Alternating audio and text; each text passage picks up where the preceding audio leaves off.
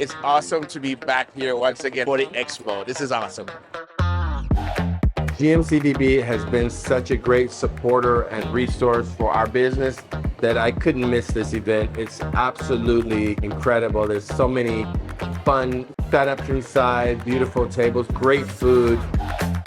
I think becoming a member of the GMCVB is important because it allows you access to not just the people here in Miami, but businesses here in Miami, right? Being a small business, black business owner, I want to meet some of those people. It's Black Business Month, and I'm really excited to be here in the city celebrating a huge event. We're doing amazing things at Miami-Dade Economic Advocacy Trust with the support of the city, providing resources and grants and support to the businesses here in our community.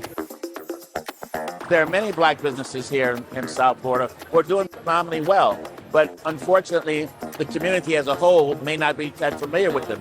So events like this gives the community an opportunity to see who we are and to get to know and learn about us.